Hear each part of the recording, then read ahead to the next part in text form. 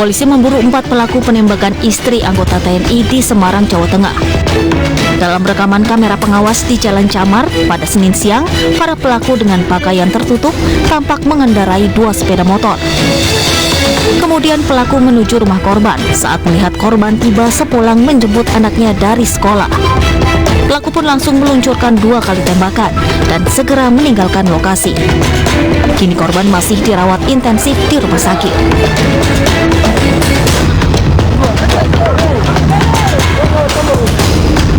Kapal penumpang KM Cahaya Arafah tenggelam di Tanjung Tokaka, perairan Halmahera Selatan, Provinsi Maluku Utara. Proses evakuasi puluhan penumpang yang dilakukan oleh masyarakat desa Tokaka pun berjalan dramatis.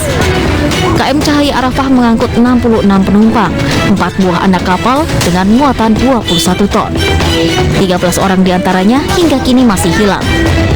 Diduga kapal tenggelam akibat dihantam cuaca buruk.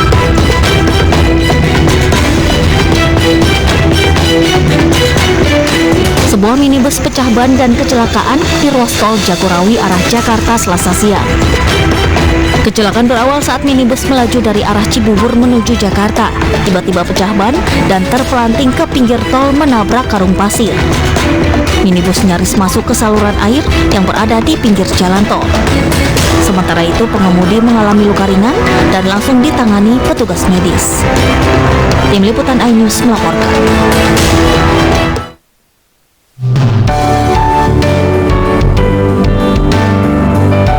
Meski gagal dalam 2 pemilu sebelumnya, tak membuat elektabilitas Menteri Pertahanan Prabowo Subianto meredup.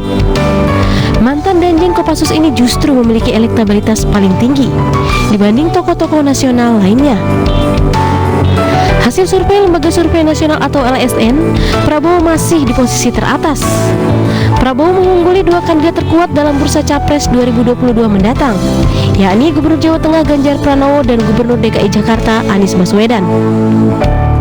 Bahwa bagian terbesar calon pemilih sebesar 52,7% mengaku sudah mantap dengan pilihannya dan akan memilih tokoh pilihannya itu pada Pilpres 2024 jika tokoh itu maju sebagai capres.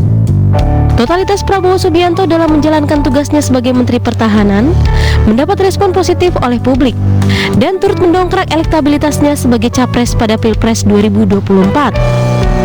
Tim Liputan iNews melaporkan. Pemirsa, aksi saling dorong mewarnai kedatangan ratusan jemaah haji di Kecamatan Tiga Raksa, Kabupaten Tanggerang, Banten. Penjemput yang belum diizinkan menemui keluarganya nekat menerobos kantor Kementerian Agama. Dan informasi yang akan hadir nanti sekaligus mengakhiri jumpa kita dalam iNews sore hari ini. Tetap jaga protokol kesehatan karena pandemi belum usai. Saya Davi Pratama. Dan saya Syafaati Suryo. Terima kasih dan sampai jumpa.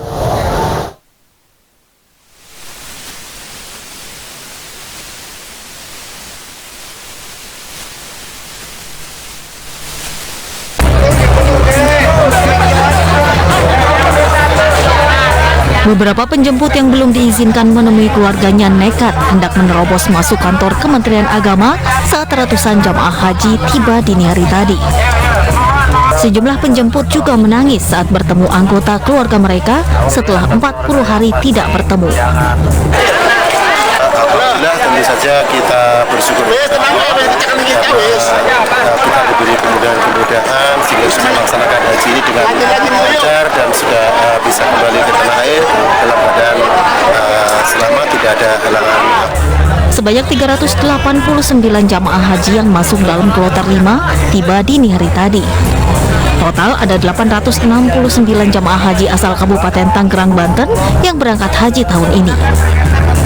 Ya, menurut keterangan yang kami dapatkan yaitu 1 orang wafat di tanah